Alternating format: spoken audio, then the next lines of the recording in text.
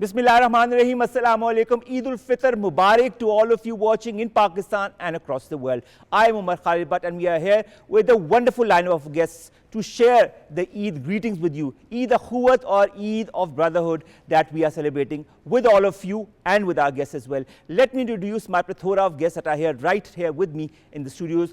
On my left is Hareem Farooq. Hareem Farooq is a name that resonates with almost everyone.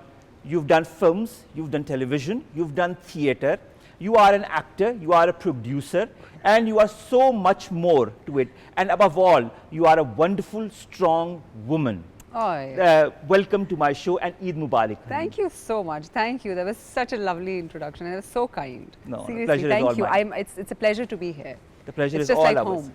Thank you so much.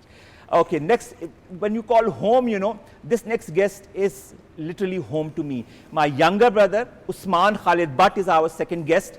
Osman is an actor, he is a director, he is a choreographer, he is a writer. You might say that I am being, you know, a bit too buttery as far as my introduction of him is concerned, but I am not. In fact, we judge each other much, much more than the others judge us. But nevertheless, he's a name to be reckoned with. He's a name that has been synonymous with good television, good theatre, and good cinema.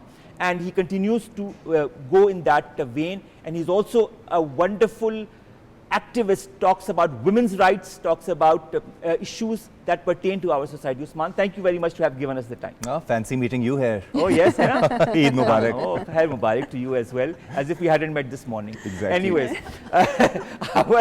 our third guest, ladies and gentlemen, is somebody I've known for a very long time.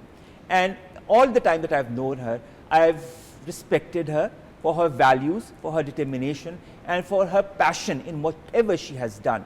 She is so much and carries such a huge baggage of work that she does as a person and as a professional. She is Amna Mawaz Khan.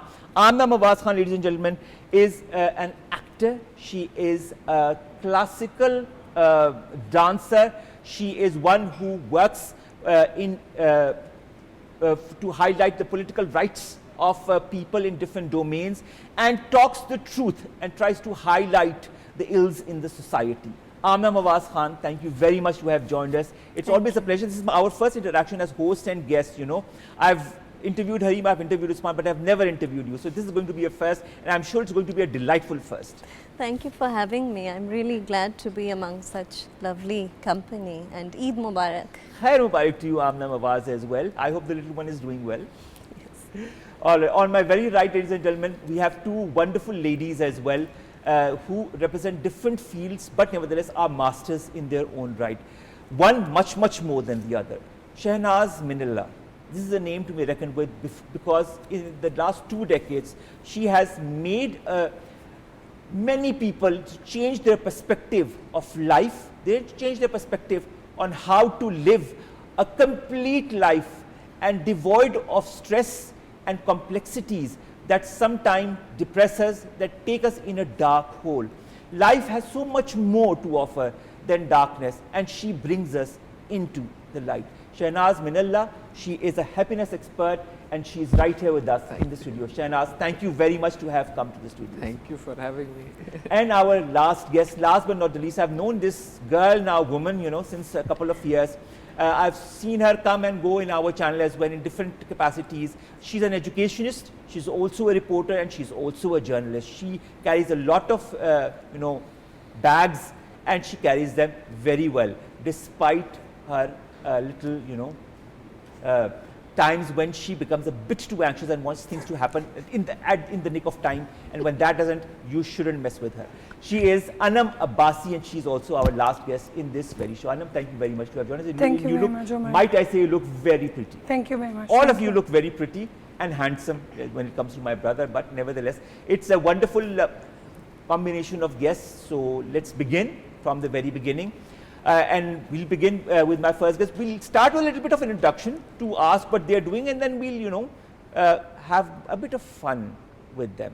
Pun intended. Hareem. Scared about the fun part. Like, come on, Hareem, you've known me for such a long time. How can you be scared of me? I've always respected and, been the little Yeah, this is what I was. dhal, This is what I for was you. talking to Osman about. Ke I just hope I don't forget in the middle of the interview that this is not your house that we're sitting at, because it's just so familiar. You know, Hareem, I've seen you as a young girl, then as a young woman, then doing theatre, working and making a name for yourself, entering television, entering films, becoming a producer, working 24/7, and never once have you, you know, complained or said, oh no, I want to leave it all, despite the pressures, despite all the tensions that you have encountered. You've always been passionate about whatever you've done, and you've striven for the best, and you've always tried to excel as much as you can in whatever field. What is the basic criteria, or what are the basic ingredients that make you who you are? Oh God, that is, wow, I've never thought about it, to be quite honest. I've never really, I think this is the time where I'm like exploring my own self as well. Because pehle to, as almost everybody knows, that Osman is the reason why I actually started acting. Because he was the one who called me and he said, you know, this girl has run away, so would you be interested? And had it not been for him, probably. What was that? What project was that? It was Flight 420. Do you remember that? Yeah, of course. It was like, and udhar mein gayi and I auditioned and I got selected, and the rest is history. Because once I did that play, and I still remember the very first day it went on stage, and it used to open with my character. और उस पे ना spotlight आती होती थी, and I just remember having that epiphany कि oh my God, this is what I want to do and nothing more. How did all this time pass by? Quite honestly, I don't know. All I knew was that I want to work hard.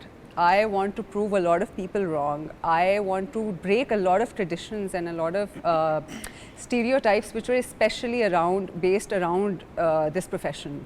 Because I remember at that time, I was very specifically told that, you know, wow, this is not this is not a profession, B, this is not such a respected profession, especially for girls. I had to break that. I really and you broke had that, to, you yeah. know, I mean, thank God for my parents who had my back and who still have my back. But for me, it was very important that I have to make something respectful out of it. I have to earn from it as well, and I have to make my parents proud as well. So that was very important for me. I think now is the time that I am sitting and exploring my own self, that what all was there that drove me to do all of this. But during that time when I started, and I mean up till a few months ago, I think I've just been at it. All right. I have to do this, ये भी करना है, ये भी करना है, सब कुछ करना है मुझे. I really want to explore everything. But which shoes are you more adept at? I mean, which profession have you been more comfortable with? As an actor, as a producer, theatre, film, television, what do you prefer? Quite honestly, I enjoy all of it. But you know, one thing which is very, it's fun for me now, it's producing and acting together.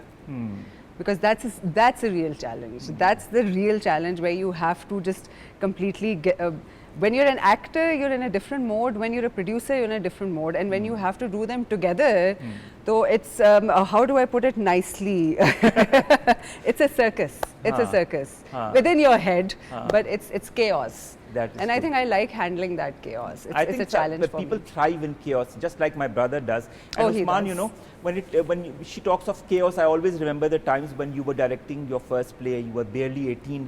Some Like It Hot. And I remember when we used to go to the sponsors and they said, this young man is going to, you know, do a play.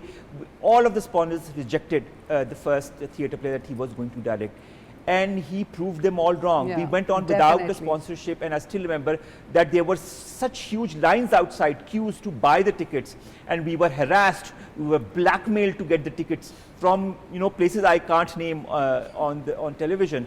But the fact is that since that day, there has been no looking back. But also, he, just like you, Hareem, thrives in chaos. He likes to, you know, brush the coal and take a diamond out of it, whether it be from theatre or from television, or even Sia, you know. Remember Sia, the project that you both were involved in? Janan, and then you know, others as well.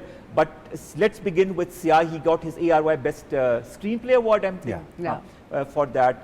And since then, there has been I think there was no looking back since the time you started your first directorial venture. Even before that, maybe like from Moulin Rouge. Do you thrive as much in the chaos as Hareem does? And which shoes do you like wearing most of the time? That of an actor, that of a director, that of a writer, that of a choreographer, that of a producer? What do you like most?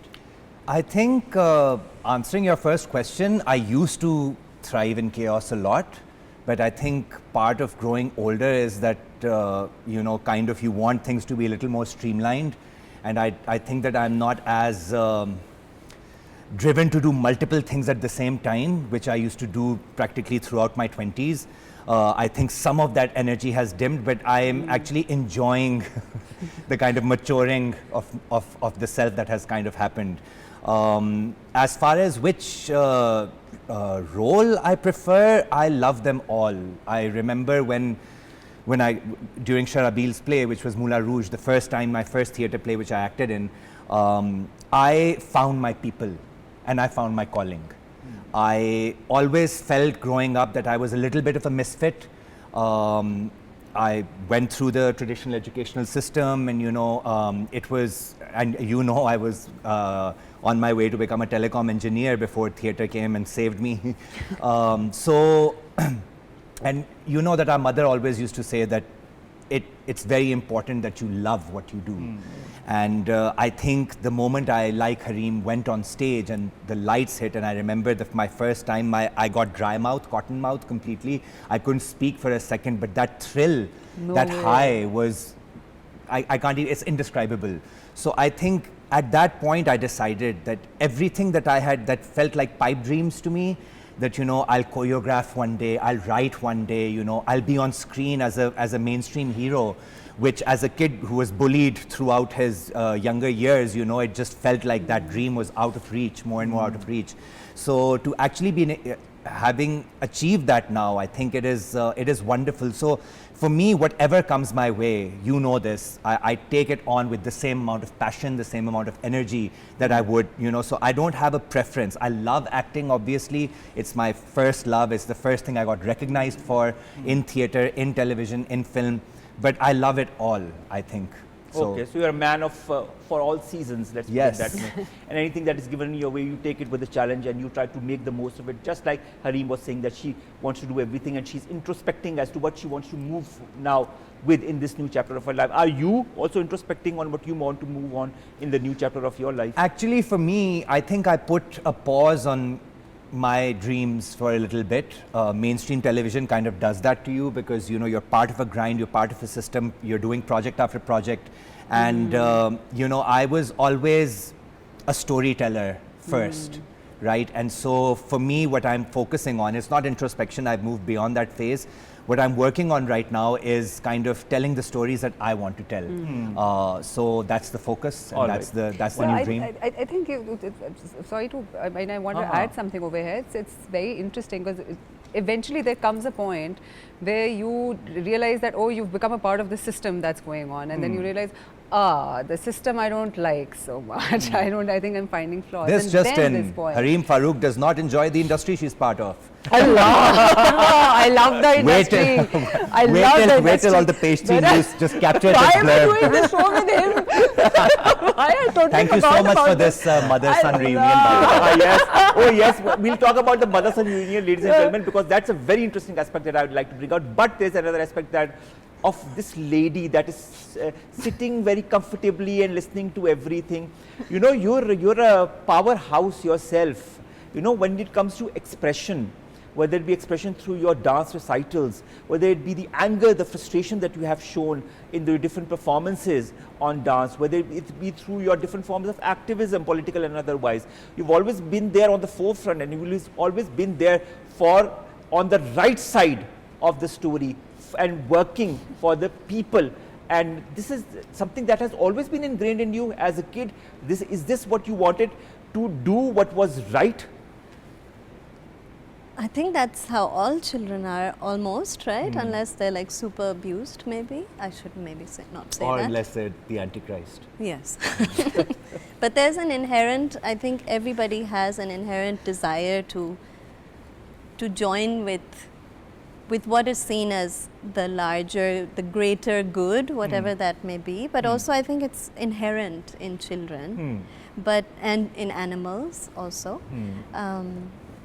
But does dance take out whatever you feel about what's happening around you, what you want to show the people needs to be done, what you want to portray as a woman, as a dancer, because I think dance is such a strong medium to effectively portray so many things. Yeah, so firstly, I wasn't really into the dance form itself or dancing. I was very much into my teacher. I was really besotted by her because she is a big powerhouse. So she would always say, look, I've been teaching for 50 years and nobody has taken this forward. And I think I was 11 or 12 then, but I just said, maybe I should just do this, which was obviously. So who would you like to name your teacher? Indu Mitha. Indu Mitha. I've interviewed her and she's wonderful, wonderful. She's lovely.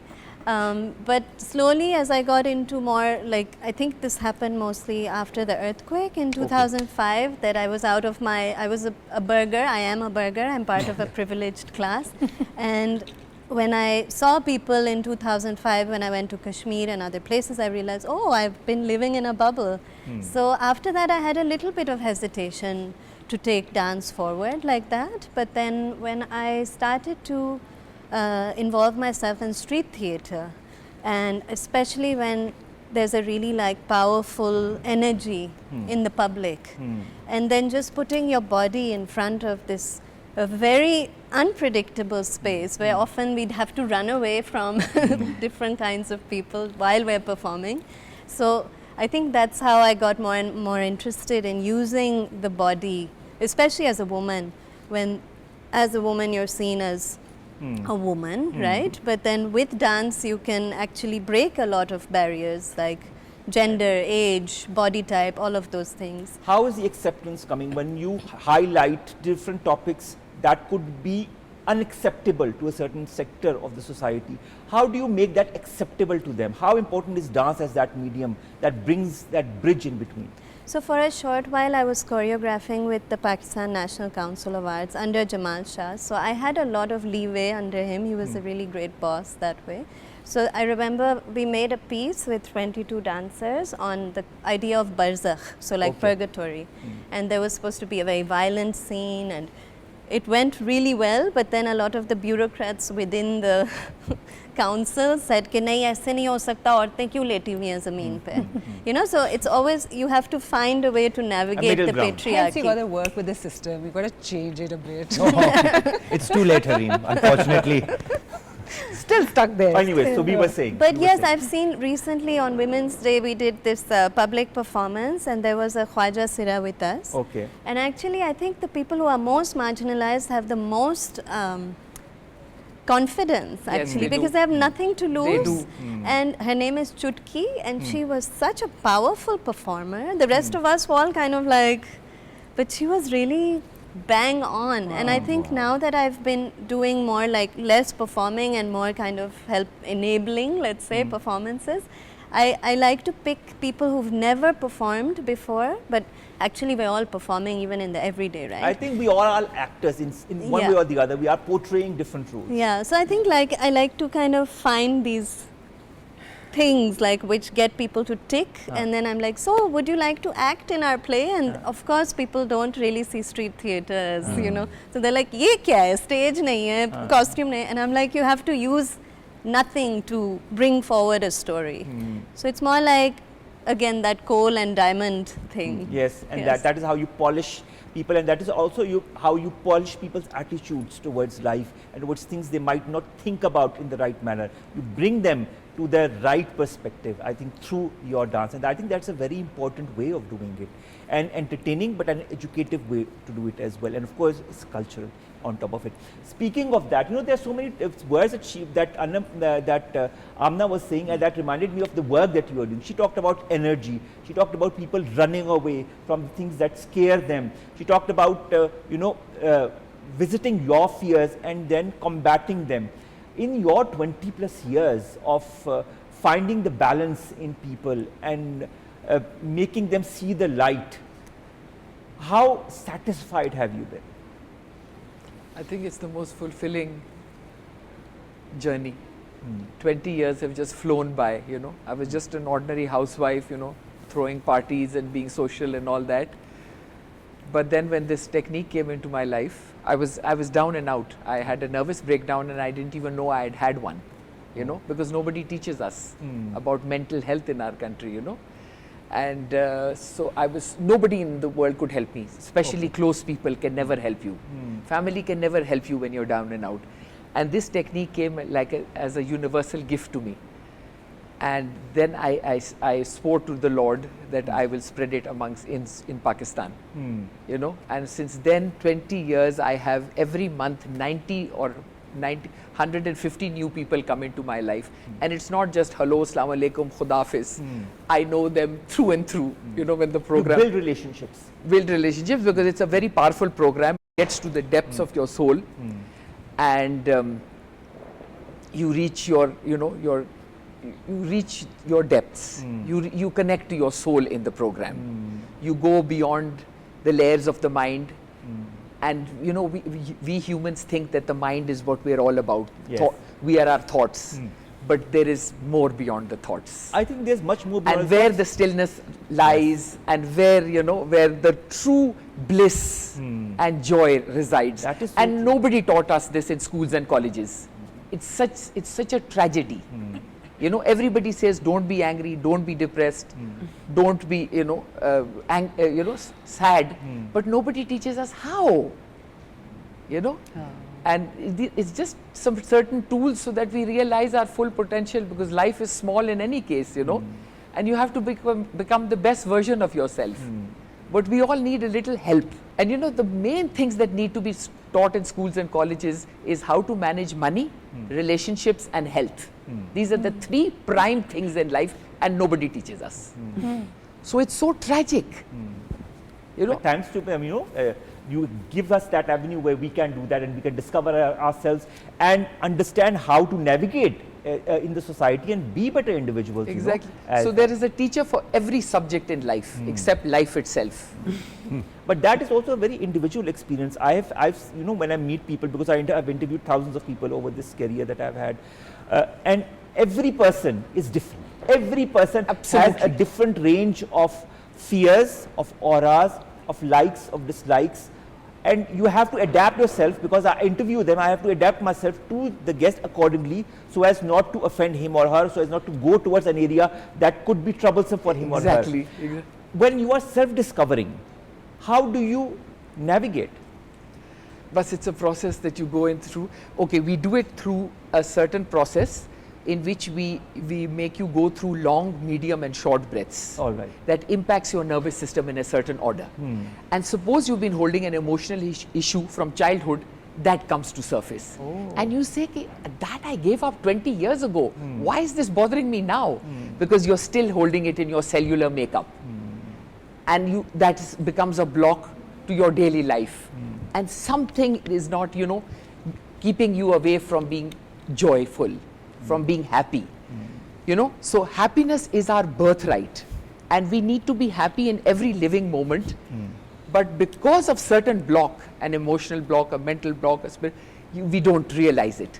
So that gets released, and you suddenly say, oh my God, you know. Where has this been all along? Yes. Why haven't have I been happy all along? Why haven't I not discovered myself beforehand? Because our true nature is to be happy, you know, and we do everything in life to be happy. And we it is should the continue. goal of all goals, yet none of us is happy. So there's something going wrong. So we teach you the definition of happiness. That is wonderful. You know, teaching the definition of happiness in the educational field is also not that easy to do, but we will get to that after a short break. Stay tuned.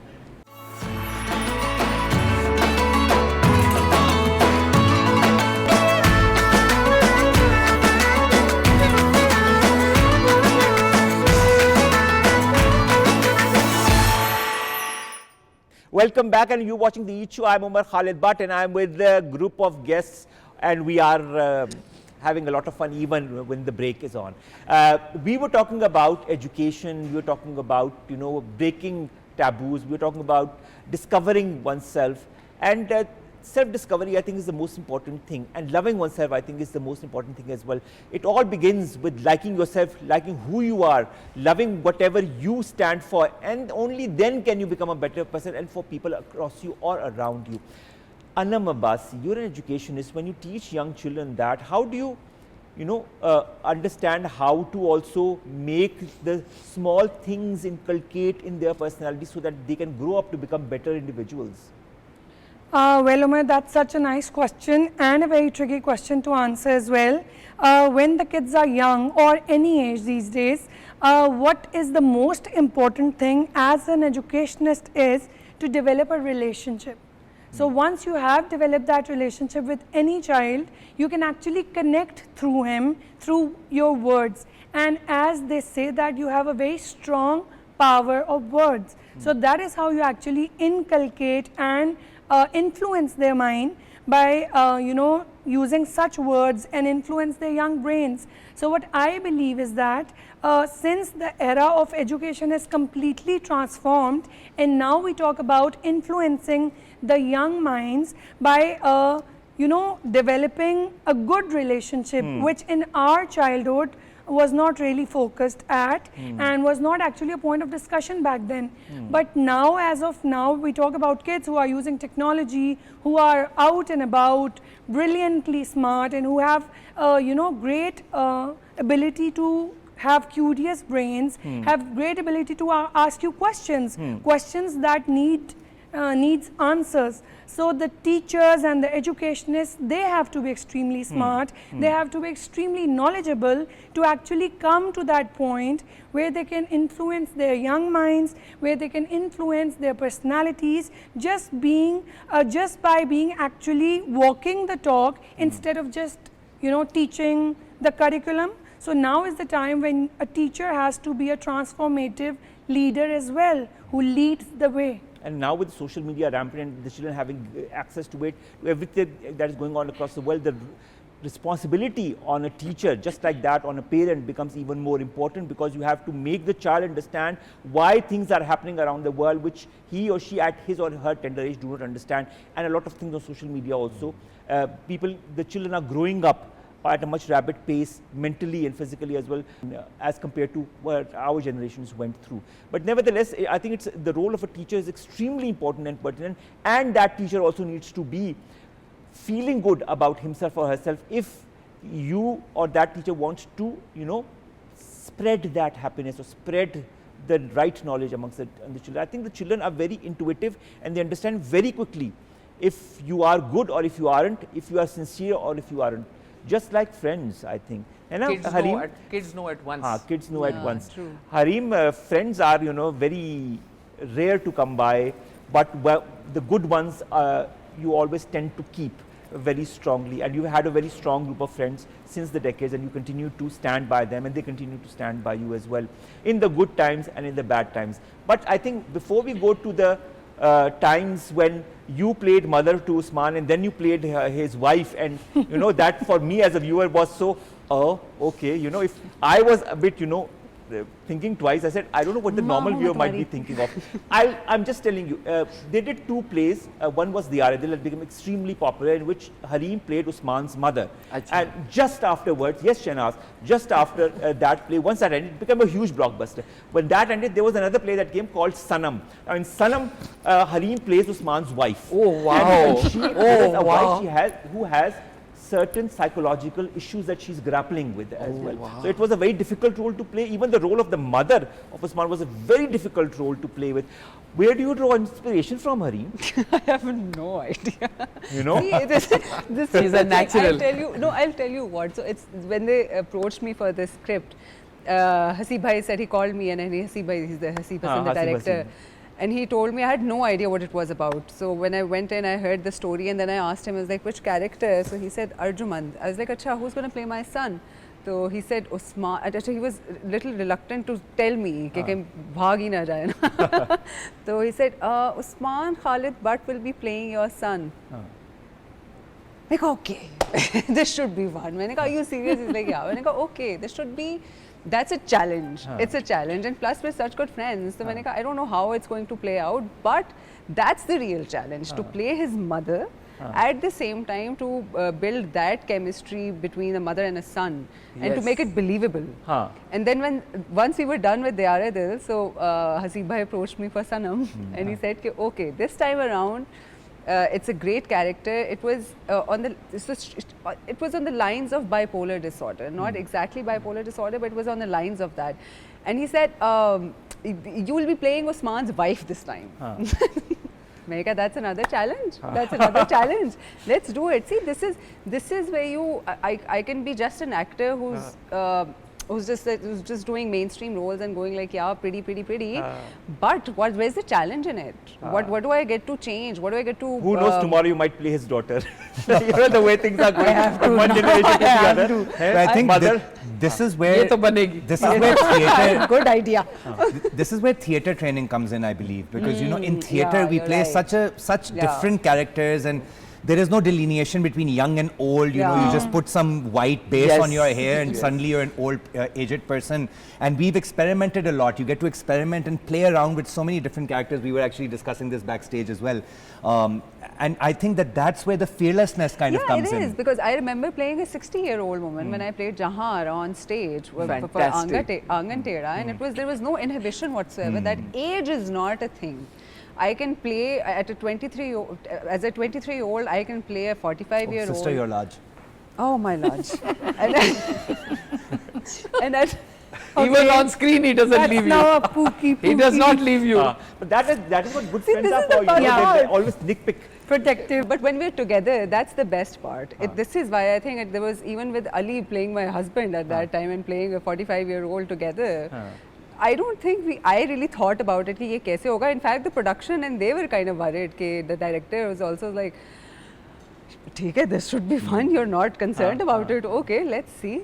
So you took it as a challenge, and I think the challenges are important. So let's move it's towards. Also good for my growth as well, as an actor as well. It's also good for growth. I cannot get stuck in one usme and be like. You know, growth is extremely important in whichever profession you are. Even in my profession, if you don't grow, you stagnate. If you stagnate, you fall down. I would love to play a 23-year-old when I'm 50. Oh, I'd love to. I'd love to do that. A lot of people do that, don't they? Yeah, I mean, not in real life. I would not like to play that in real life. I'm talking of in real life. That's what you call versatile actor, I believe, right? That's the real art. That's the real art. Okay. Yeah. Let's move toward a little bit of fun, because we've it's dabbled with your lives and reality. We'll dabble a little bit more in it. Don't worry. You know, there are a lot of things I have to ask you and all the others as well. If I was to ask you a rapid fire question, I don't know which one I should start with you. Name 3 things you find in the kitchen once you wake up. 3 things I find in the kitchen once I wake up. I want my lemon and honey water. I have that. Then I have my coffee with desi ghee.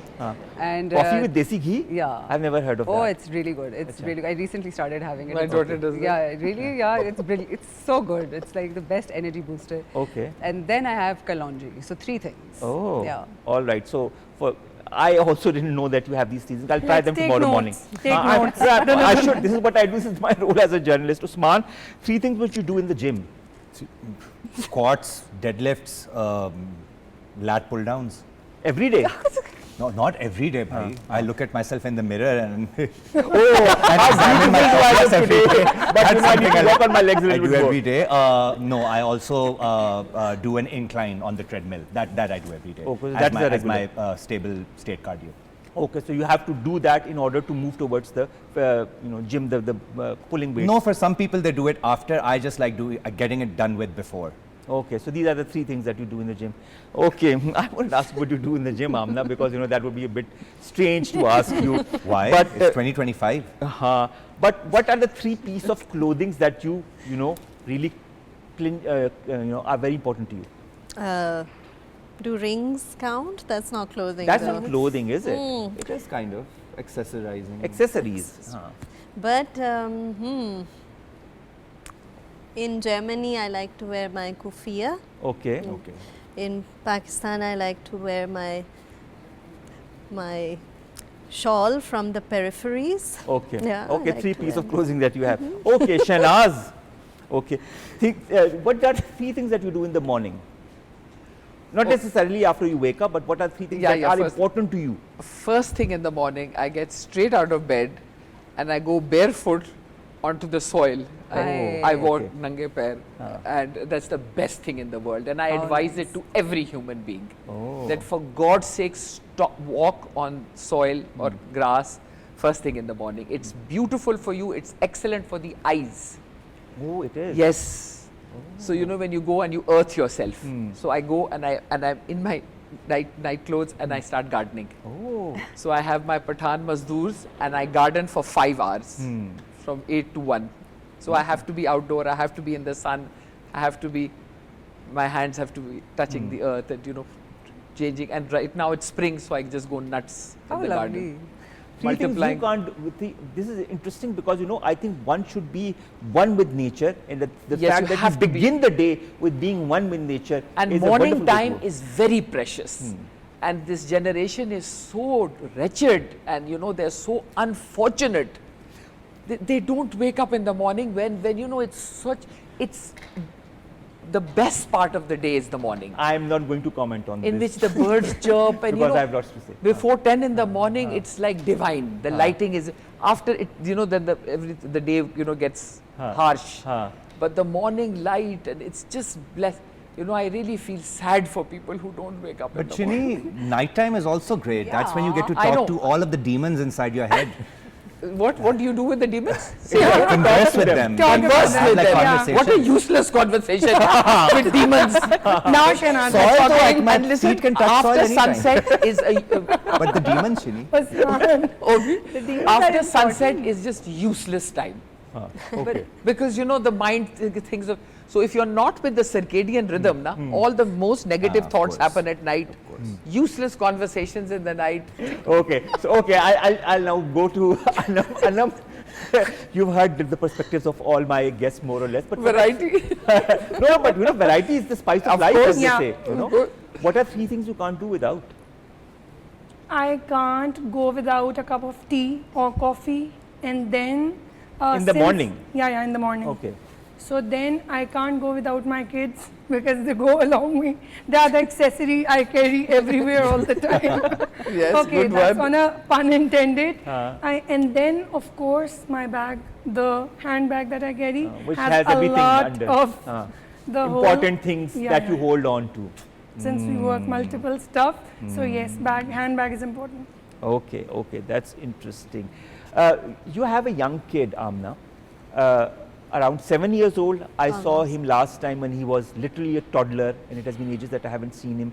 But as a mother in the 21st century, and Anum also is listening to me, and Shehnaz is from the generation where she raised her children in a very different manner, and now the parents are raising their children in a very totally different manner because the times have changed. In this age of social media and knowing everything at any age, you can just click a button where even if you're 2 years old or 3 years old, and you get access to events, political and otherwise. Do you feel access to children at the age of 7 to sensitive topics needs to happen, or there is an age for everything and things need to come to a child successfully? Because there's been a lot of debate on that. For example, in Australia, they are starting to ban social media for children under the age of 16. All right, and this is a precedent that other countries might follow. They say that there are a lot of good but a lot of bad on the social media. A kid of 7, how do you regulate him? So it's really tough because all around in Pakistan especially, there's a lot of addiction to the screen. And like Shehnaz was saying, I think the connection to the earth is what people need, and especially children, because they've recently come out of a womb and they have these so much sensory desire, and then that gets fulfilled by this screen. And especially these days with so much violence on social media, there's often, I'm having this debate in my head and with other mothers too, is that a lot of the people who are facing that violence are children. So then often I think, why is my child so privileged and why shouldn't he know? But I think that's not the children's fault, right, that this is happening. So I was reading a study actually that some children who are users of social media, this was I think in England, they did a study that those children often undergo depression in their early preteens and teenage years. Anum has a lot to say about this also. She was telling me just now, we were talking in the car. So it's a very important topic, and I feel mothers of young children sometimes grapple with that. And Anum, as you and Shehnaz said that you were trying to discuss that as well. What is your take on that? What I was just She was talking about. So Osman, I being a millennial. Usman, God, why are you naming me after It's my okay. brother? I have this. You named the Osman, better okay, I'm brother. looking at you. I have this thing that happens so many times. I was just coming on to television Yeah, and it's everybody okay. said, Usman, you know Usman, my name is Embrace Omar. yourself. Jackets भी एक है, jackets का color भी एक है. So Omar, basically, since I am actually, in touch very closely with the Gen Z, they call them, and call us millennials. I don't know whether that's very, that sounds so remote that we are millennials, it's so, obsolete. But since I am in very close touch with the Gen Z, I actually realize that the kind of brought up that parents are giving up to their children is very, very challenging. And I think the mothers especially needs to hear this, because technology as of now has a good side and has a bad side.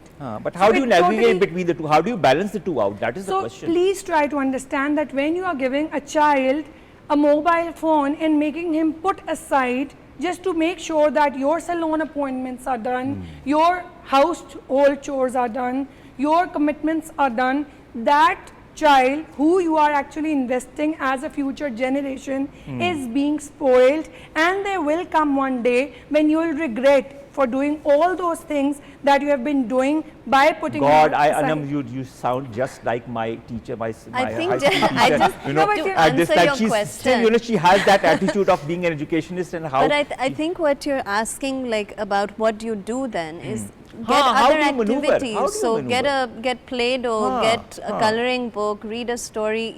Actually, you could use technology like maybe like an audio book. You could have music playing or something like. But Something Amna, how many sensory. of us mothers are actually doing that? I am trying to be realistic here, because when you're talking about young children from the age of 3 years till the age of 13, 14, now we are talking about teenagers who actually start depicting the side effects of the screen time that they have lived for or seen in their past years. So after 8 or 9 years, you actually start depicting that those issues in their attitude, in their behaviors. But that is how you need to maneuver, you need to control that. And I think it's a gradual process, but it is a continuous process. And you need to do it from a very small age so that the boy or the girl gets more attracted to reading a book, for example, going out, playing, and getting one with nature, as Shehnaz said, trying to understand what nature They has to just offer. need to do outdoor things. I think we have started Kids to forget. don't do outdoor activities That is anymore. what we मैंने need to do. Usman We को used to be बचपन में all कभी filthy and भी, dirty. iPad कभी What were you saying, Hareem? कि आपने उस्मान को बचपन बचपन में में when कभी you were मैंने- kids, you never saw Osman with an मैंने iPad? इसको iPad यूज करने ही नहीं दिया Oh, नहीं, मैंने such a कहा- good mother, I think that is आप why the देखिए, RNA was such a माशाल्लाह। huge hit. What a You still generation. have that motherly instinct towards her. Okay, my next game, my producer is saying that we need to move towards the game, and this game is called Judging by Acting. But we will get to that after a short break.